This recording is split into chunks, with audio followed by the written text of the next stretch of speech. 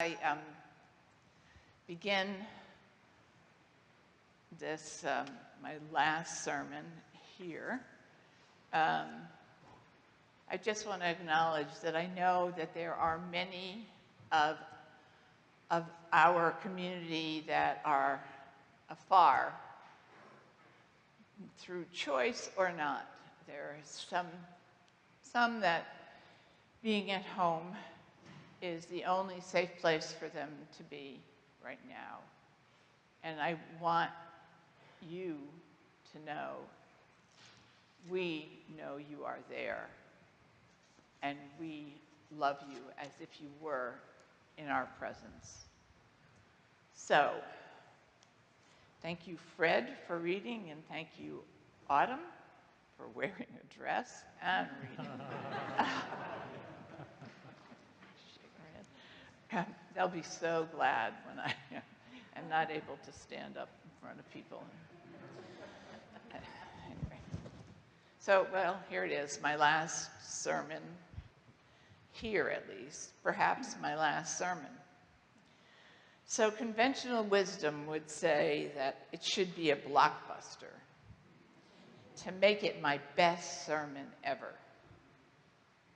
But Carol reminded me that you've already heard my best sermon ever. What does a blockbuster sermon look like? Maybe a little fire and brimstone, sinners down on your knees.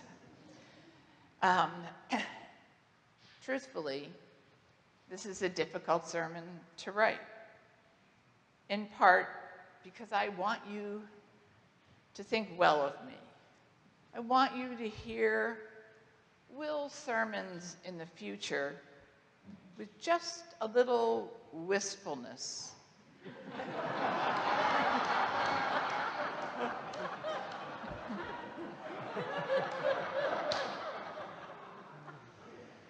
Thinking, oh, remember how short Judy's sermons were?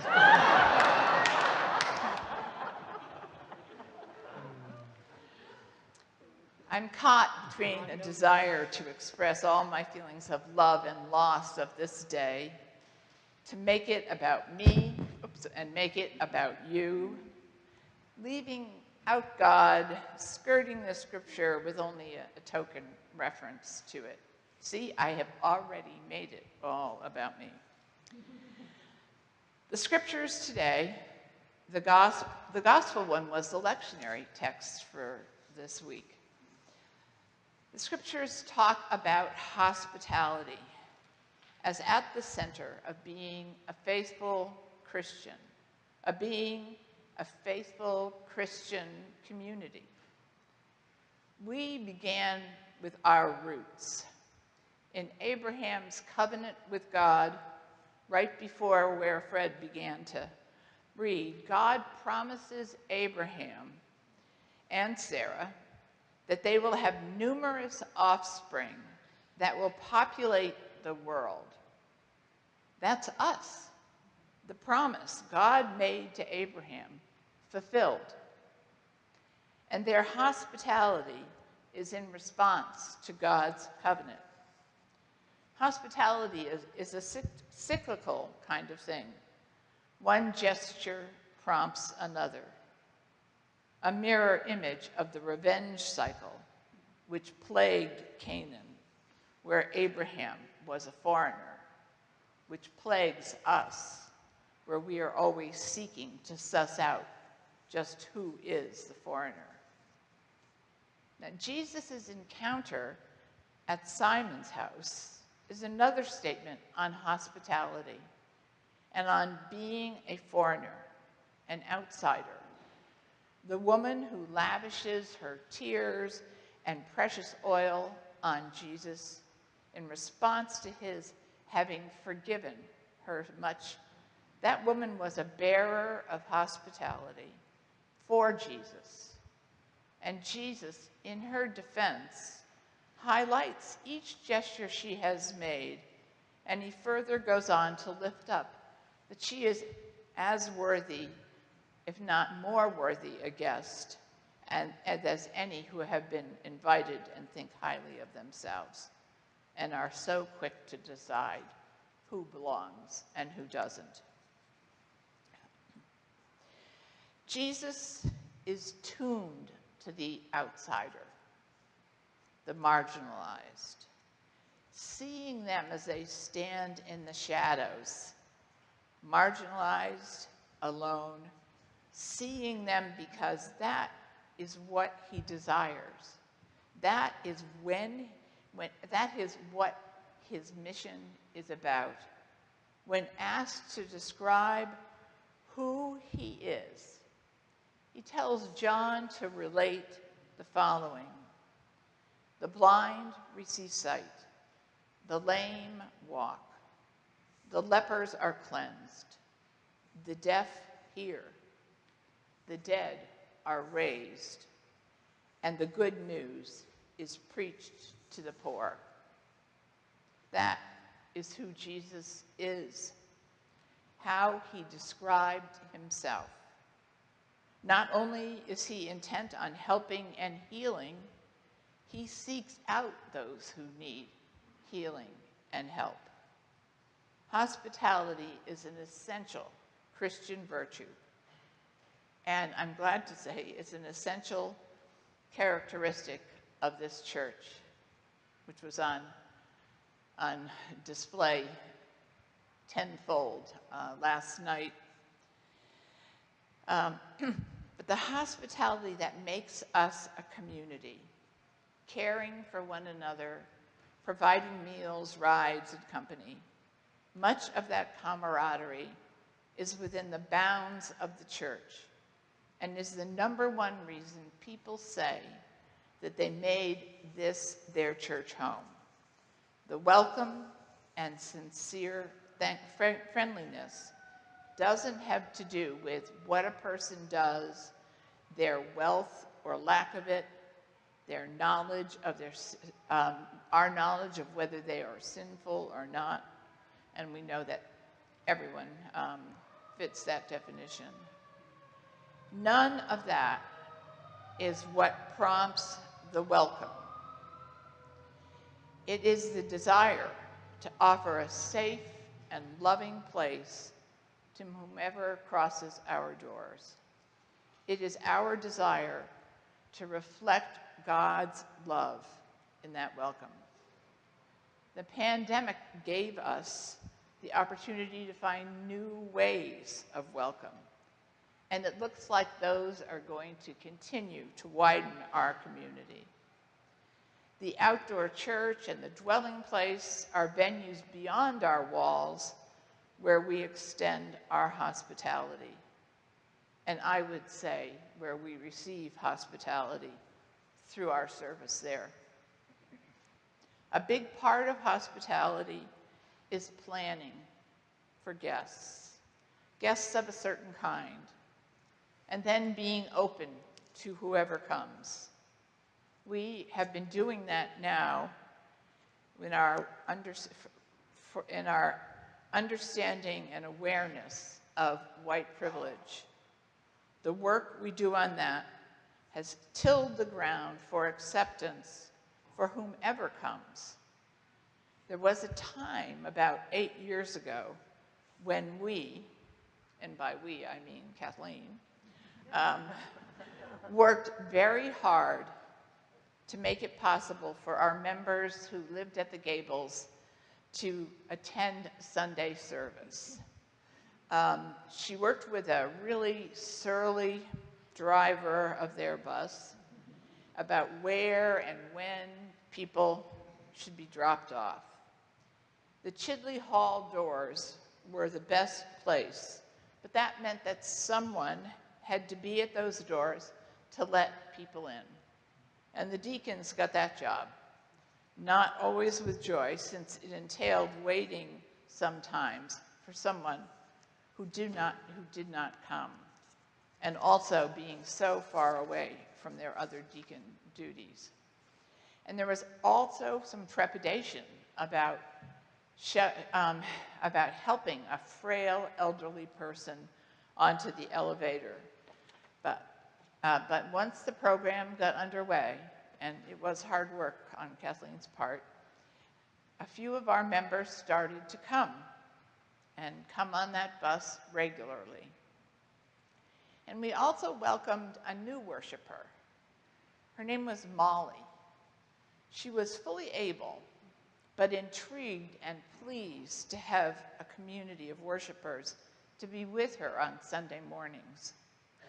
Our prayer habit was, before the pandemic, for the pastor to come among the people and ask for prayer concerns or celebrations. People responded by raising their hands and saying a brief prayer. And Molly took to this with gusto.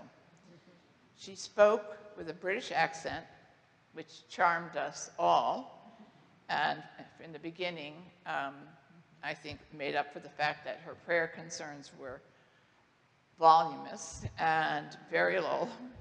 And at first, we didn't know quite what to make of her. I remember thinking, well, she's a visitor, let her go on, you know. But as the weeks went on, Molly was always here and always voluble.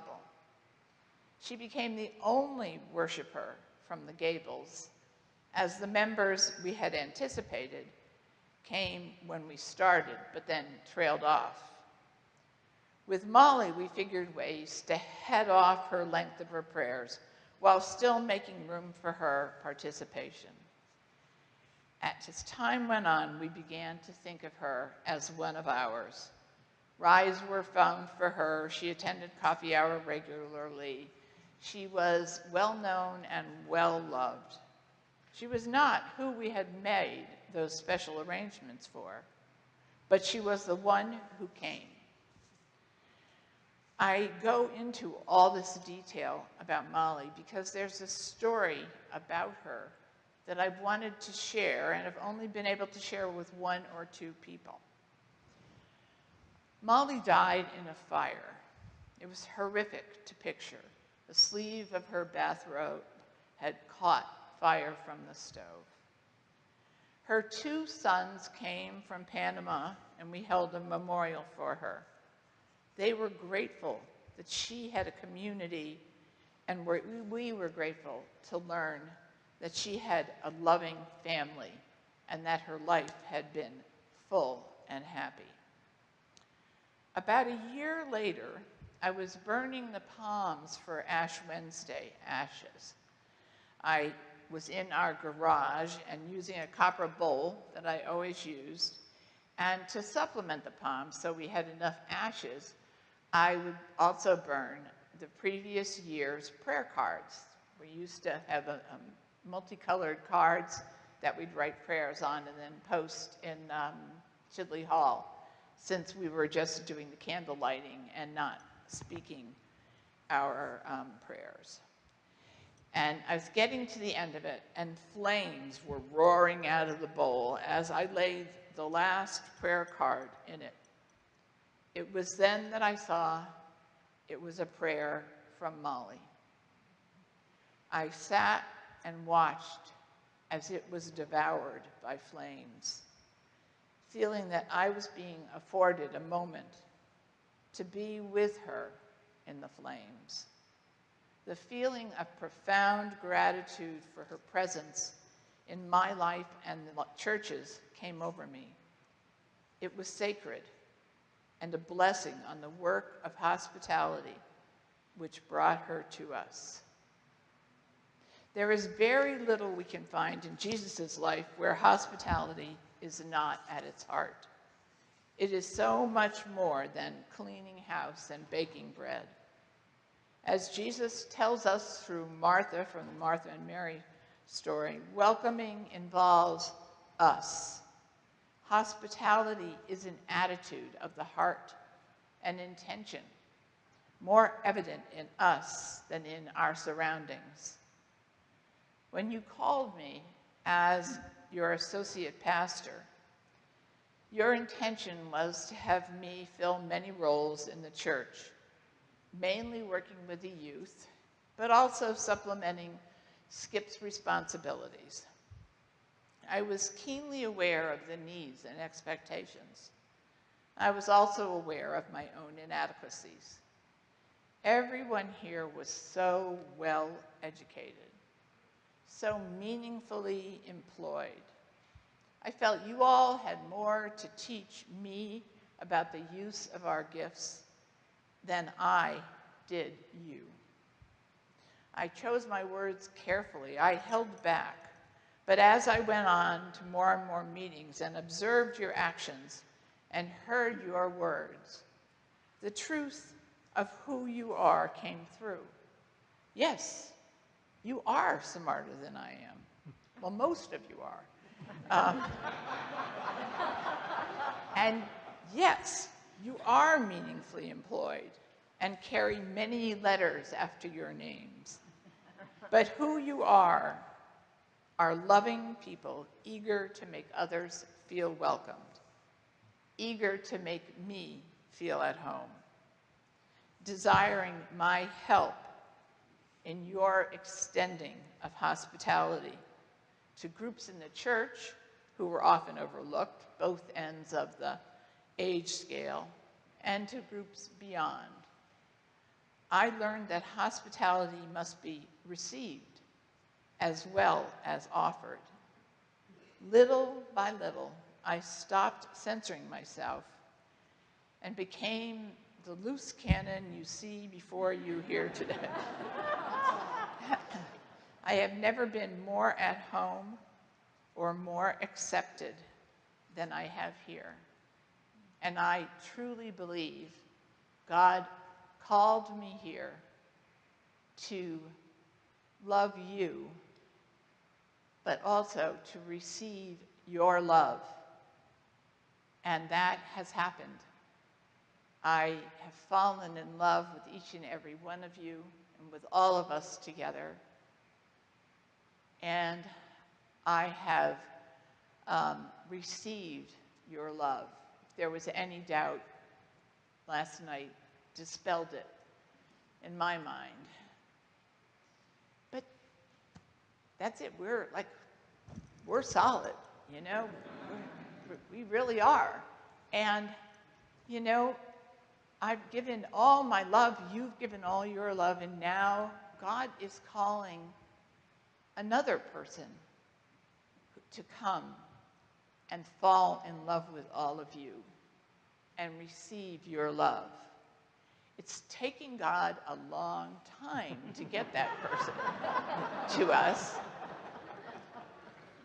But I will say I know that there is someone out there that is made for you all, that fits the hole that I may leave behind and brings a different kind of love, their own love, and brings out your love in perhaps very different ways. But I know that that is your future, and that was my past here. I take away the love that has been poured on me, and I leave you, I hope, knowing, I can't see a face in this room that I do not love deeply.